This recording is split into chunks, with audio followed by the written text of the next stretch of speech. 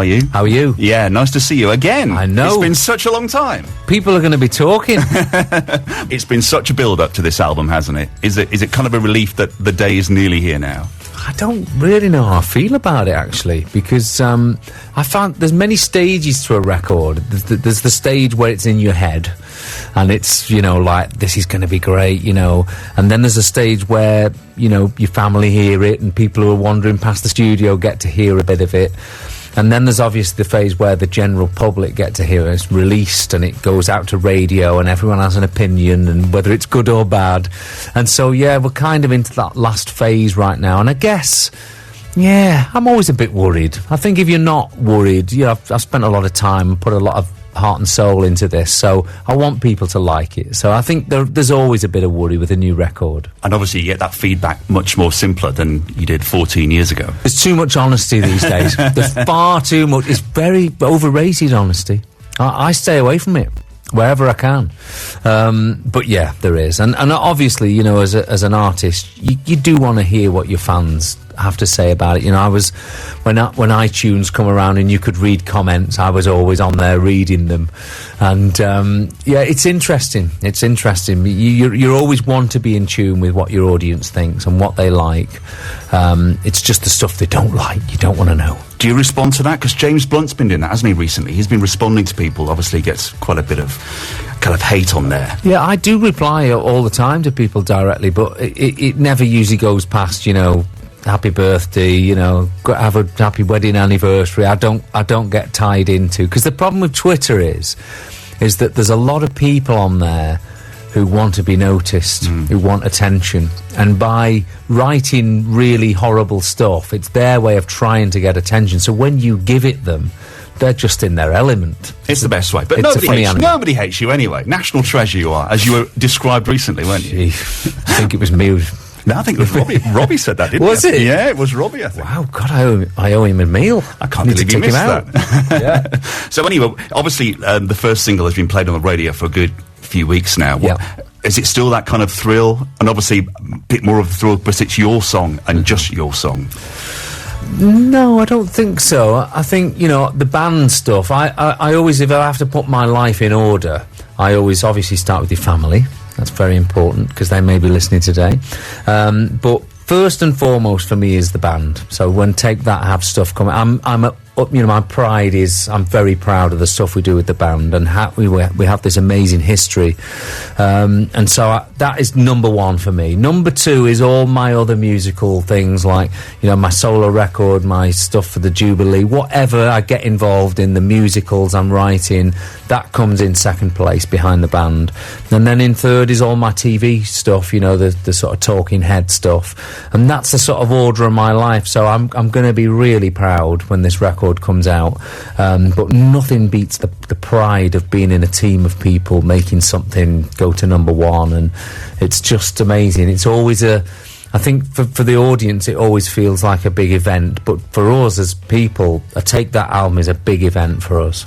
We'll talk about that maybe a bit later on. Obviously, with this album, you mentioned that the whole inspiration came from the live shows you did on your own, and you kind of wanted to get back out there. Yeah, I did a tour last Christmas, and again, I was apprehensive. I hadn't toured by myself for 11 years or something. There are big numbers since I did stuff by myself, and so I sort of tentatively went on the road, and I just had the best experience I could have ever have hoped for.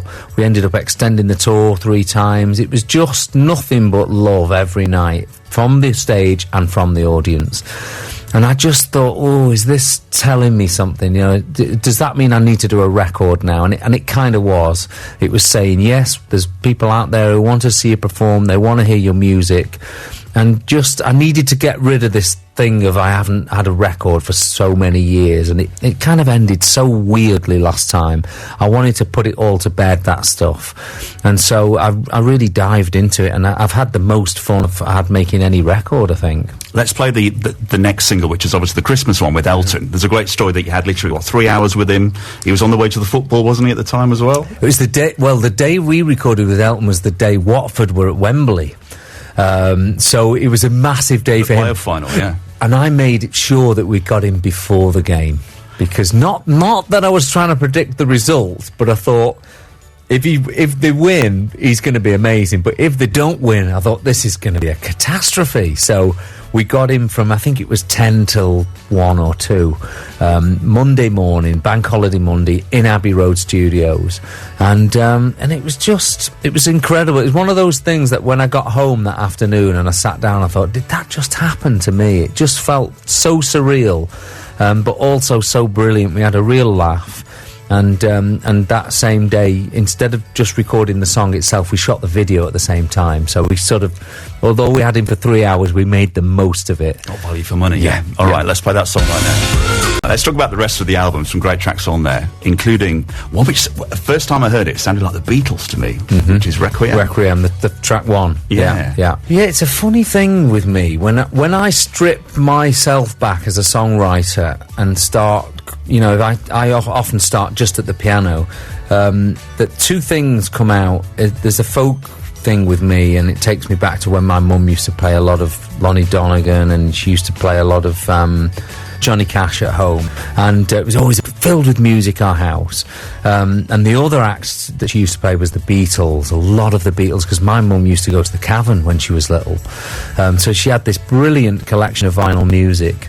And so when I sit as a songwriter, those elements come out. The Beatles definitely come out, but so does this folk side. And I think that this record, this solo album in its entirety, it shows both those points very strongly. And there's some other great ballads on there as well, including Jump, which I reckon is probably the most Take That style kind of song on there. And obviously people are going to make that comparison between your solo stuff and the Take That stuff, and that could have been a Take That song. Does that kind of annoy you, or? No, it doesn't, because obviously I'm a writer with Take That as well as solo, so it's going to be in there somewhere. They're the songs that come easy to me. They're the ones that when I either sit in a car and start imagining what I'd sound like, that's the sound I always think of. And Jump, it's a very positive lyric. It's probably the most universal lyric on the record. Everything else is quite personal, very personal situations. That's quite broad, that whole lyric content, which probably makes it feel a little bit more Take That. It's all about don't buy a ticket, you don't win the raffle kind of sentiment, isn't it, really? Exactly, yeah. It's that sort of, take a leap of faith, take risks, roll the dice, and it's kind of like where I was at the start of this year. Do I do a record? Do I not do a record? Do I regret it next year? Will I be celebrating that? It's life in the fast lane, really. It's like, do you take these gambles or not? Sure. And I think it's at times like that when you do question, should I do this or not? It really tells you who you are, because I'm a gambler. I always take risks. A couple more questions on the album. Which was the quickest song you wrote? Because you mentioned Back for Good you wrote in about 20 minutes on a Sunday morning or something, didn't you? Yeah, Back for Good was one of those quick songs. And I always say that the songs that happen very quickly, they're usually the best. The ones that you're kicking around for weeks and weeks, they often sound forced when you listen to them. I mean, Let Me Go was a really quick song for me.